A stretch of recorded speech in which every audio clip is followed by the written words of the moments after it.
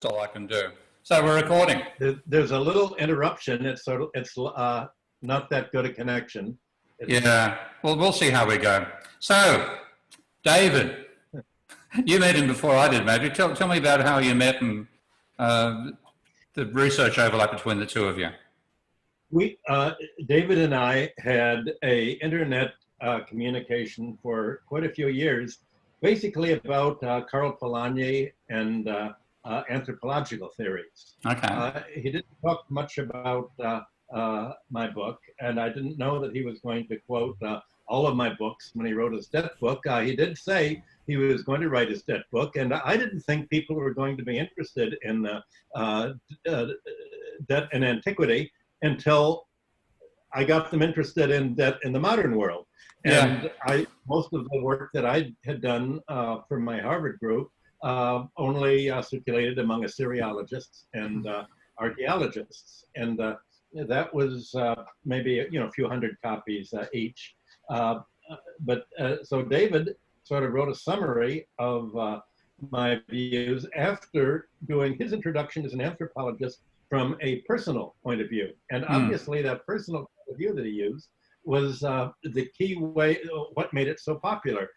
He was able to make the discussion of debt accessible in a way, and certainly people weren't going to begin reading about my Harvard groups and Assyriology, and much to my surprise and his overjoy, his book really took off because he was able to present the idea of debt cancellation in a way not sort of confrontationally like you and I do, saying, look, our society is broken, it's not going to work, but a way of saying, well, look, here's how it's worked before, so people can accept it when they're talking about a different kind of society, like Shakespeare putting his dramas in Yugoslavia or Illyria, not in England or in Rome. So that made it all quite visible. Well, then we had lunch right after his book came out, and he gave me a copy. And more important, I said, who's your agent? And he gave me the agent who was able to get both of our books done together in Germany. And we worked very well together. We get together fairly often at a restaurant near Union Square in NYU to talk, and we usually talk about debt cancellation and antiquity and anthropology. Obviously, both of us looked at Polanyi as being a catalyst, but not really being part of the equation. He was a catalyst, but he didn't. He only started the discussion with his group, and my Harvard group was sort of the follow-up for that. And David was more into anthropology than antiquity, and I think when he talked about Madagascar and Africa, it helped people understand, wait a minute, that's the same dynamic we have, and it's pretty crazy. But whenever we'd have lunch, I'd walk back to Union Square to take the subway back to Queens, and he had his whole group in Union Square, and they just sort of melt in. He would just literally melt into him. I mean, he was great at working with people. It was obviously a very egalitarian group, and he was a member of all these different groups simultaneously. Just like you and I are. I mean, we because we're so you and I have our own approach, and so nobody looks at that as a threat because we don't have a sort of following. So we can go in all these different groups and they can all accept us without being a threat. He was the same way with his anarchist groups, with his the French group, with all the various groups that he sort of interfaced with. So in a way, we all had a kind of similar personality, and the good thing is that we always said good things about each other. And that's sort of the Bloomsbury group did in the 30s, around Keynes and the others, and the artists. They said since so many economists were always attacking each other, if there are people like you and me and David, and we say good things about each other, that all of a sudden is so different from everybody else. It gives us a critical mass, and I think that helped all of us take off. Anyway, Yeah. David and I went to, when our books were published in Germany, we went to a big meeting in Berlin, and we were there giving speeches, and there was some joker there who won a Nobel Prize, a tall Scottish man. What is his name? Angus Deaton. Angus Deaton. Okay, yeah. We were all supposed to appear. Well, first of all, we all gave speeches before the big audience, and Deaton said that the billionaires today are like the people in the movie The Great Escape. They are able to. Here's a society trying to prevent innovation, and they were innovators, and they were able to escape, and they were the heroes. Well, I thought of getting up and saying, wait a minute, all the escapists were all killed. What should we do? And I didn't say not that. a bad offer. Yeah. Right. David said, don't just say your thing. Don't even bother, to talk to him about it. So, I talked about debt cancellation, and David talked about it. Then we were all supposed to be on a TV show together. Mr. Deaton said he wouldn't appear with anybody who didn't believe in capitalism. So for him, capitalism was rapacious finance capitalism. He had, being a Nobel Prize winner, he had no idea, as you know, that finance capitalism is different from industrial capitalism. He thought we were criticizing capitalism because he didn't know the difference between industrial capitalism and financial capitalism. Yeah. He didn't know that.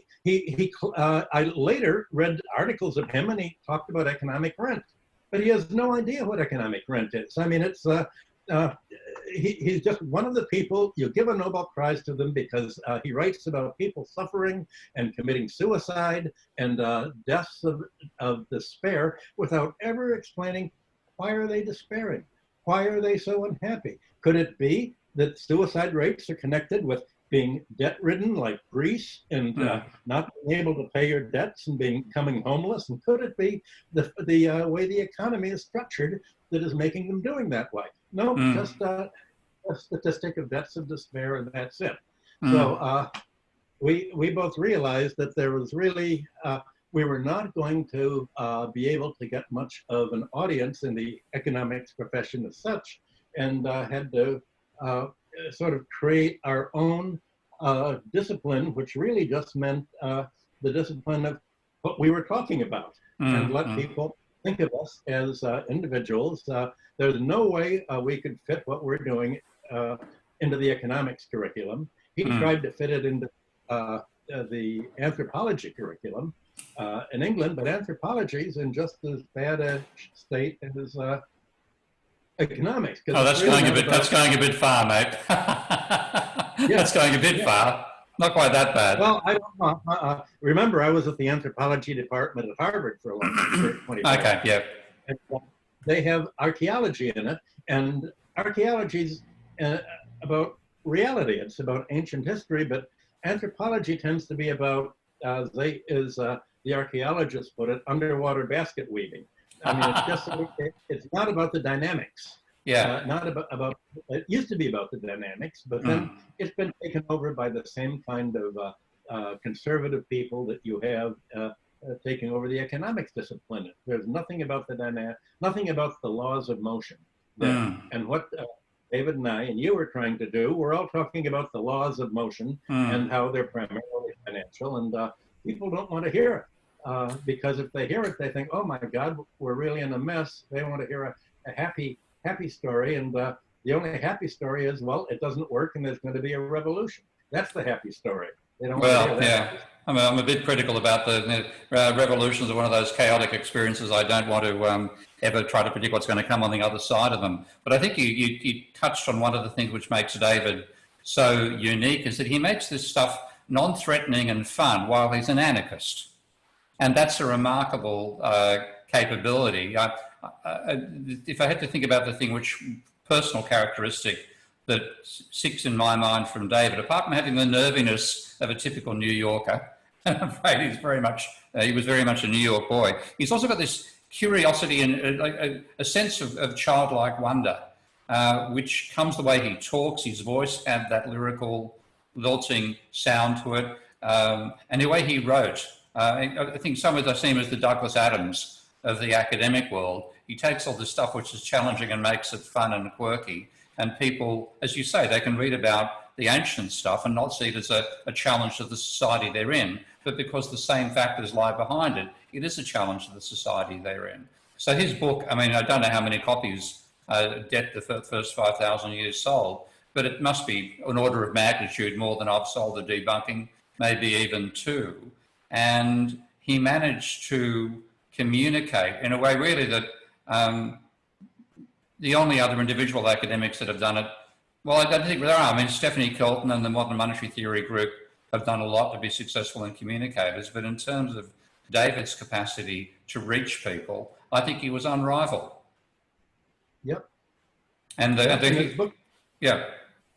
Yeah, his book sales showed it. I mean, he had enormous book sales. Mm. And I mean, that's why obviously like to read it, and that was how to get to them. So the wrapping it in a way that just straight everyday talk.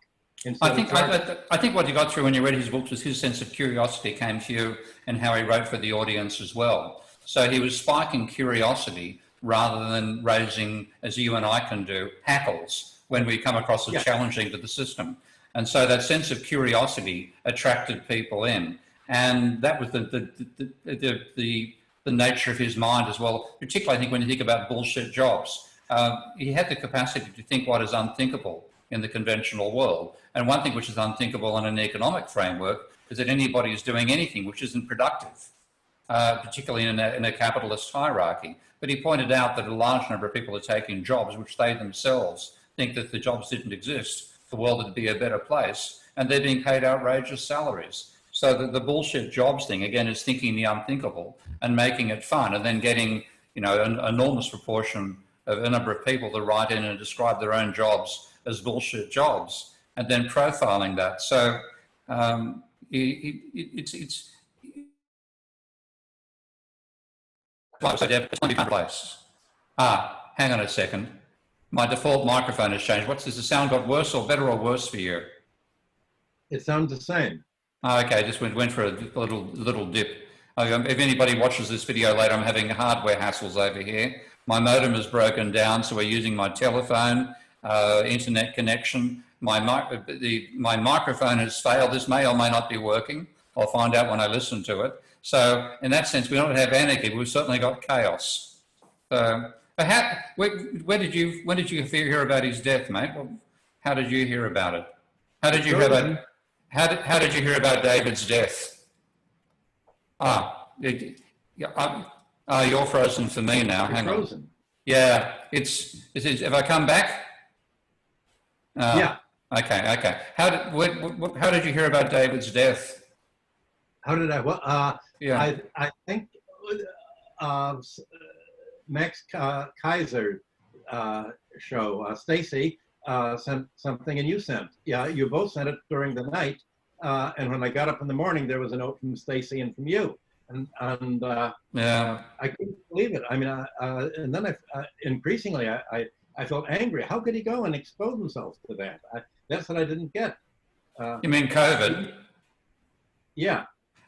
We don't actually know whether that's the cause of death. I mean, the odds are that it was, I think, because he was feeling poorly for quite some time. I think Nika was as well. They couldn't get tested. Oh. And then when he was in Italy, he had internal bleeding, and the pancreas was where the internal bleeding was occurring. I have seen stories where there have been people whose COVID death symptoms were internal bleeding from the pancreas, but they still don't know, and the actual autopsy just says pancreatic failure, effectively, without saying what the cause of that was. But to me, he couldn't get tested in England? And from what I understand, they couldn't get a test. I mean, the UK has been almost as actually probably more shambolic than America. Not quite as, you've got all the internal politics of Trump versus the Democratic state governors and all that sort of nonsense, and his madness. But it's been shambolic in the UK, and most of the time, unless you have severe symptoms, they say don't get tested. So he could well have been exposed to it through the academic system. You know how healthy he was. I mean, he wasn't a drinker. He was, I don't know what exercise he did, but he was quite trim. And to suddenly find that he died, I mean, and to me it was devastating. Like my mother died this year, but she died at the age of 94 of a stroke. And I knew I would never see her again when I last saw her. So I knew I was saying goodbye. And she herself said, I've lived too long. David at 59, I mean, there was so much more that he was going to achieve and so much more living he had to do as well in the human sense of the word, to enjoy life. And I was quite devastated. And I probably think more about David's death than I do my own mother's death this year.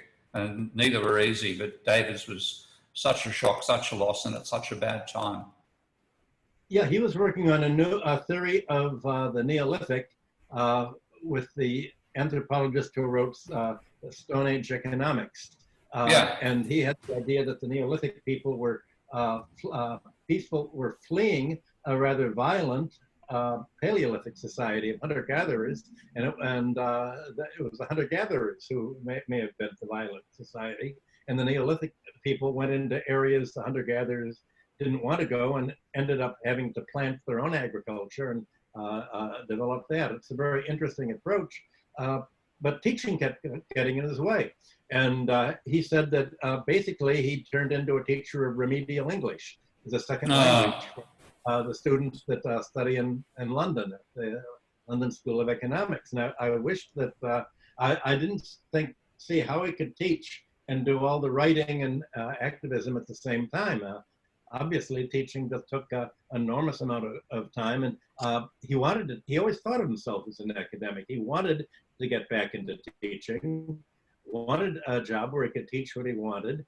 But in a British university, as you experienced yourself, they're not very supportive of your actual research. Oh, absolutely not. I mean, the whole thing is bums on seats are the absolute first priority. You've got to get the students in through the door and paying their 9,000 quid each for their undergraduate degree per year. And you also have the ludicrous level of administratium. You know the old term about how the new element called administratium, which it has no protons, so it sits at the bottom of the atomic scale, but it sits at the top in terms of weight because it has 500 neutrons, 350 assistant neutrons, 212 assistant vice neutrons, etc., etc. So the reason David managed to get all that done is, as Nika says, they were both workaholics. And she loved doing her work, he his, and they supported each other, and their social life, apart from his activism and so on, but they were quite happy when they were both working. So an enormous productivity came out of that, despite the academic system. And again, that's why I always look forward to what you write, to what he writes, and suddenly it's going to be, in a sense, it's archaeology for him when it should be anthropology. Yep. That's it. So look, I mean, I haven't got a glass of anything exactly alcoholic to cheer, but here's to David. You bastard, you left too soon. Well, it's going to miss you so much. And, I benefited enormously from him providing I'll have a sip of this after all, just cold water in Thailand. But he provided so much grist to fight the whole barter myth, which, as you and I know, is such an essential part of mainstream economics. Yep. And he provided making that illicit and getting it fairly widely known that it didn't work. It's more and more economists are being isolated as the clowns they truly are. And David's contribution to that was quite substantial because he showed their foundational myth was a myth. And the exact opposite of what actually happened with the evolution of money. And he got it through to a wide number of people. So that's a contribution which will always be there for him. Not the only way I remember him by far, but it's the one which will probably have the longest impact. Well, the critical mass that we're all trying to create together is now smaller as a result. He was a big part of the critical mass. He was. And certainly brought me into a number of academic milieus that I wouldn't have otherwise been in. I mean, he was an organizer as well. And without that, we're sort of the mass is not as tight as it, or as large as it was before, and it makes all of what we're trying to do much more difficult without him here. Yeah, 2020 strikes again. So Yeah. yeah. So look, so on Sunday, I mean, I know you've got your walk and your market and stuff like that. If you can get anywhere near Wall Street, you may see a little function down there. If people can't do it, Can't even take the train in New York City now. It's too unsafe. yeah, that's fair enough. Well, you've made, mate. I've lost one friend probably to COVID. Don't want to lose you.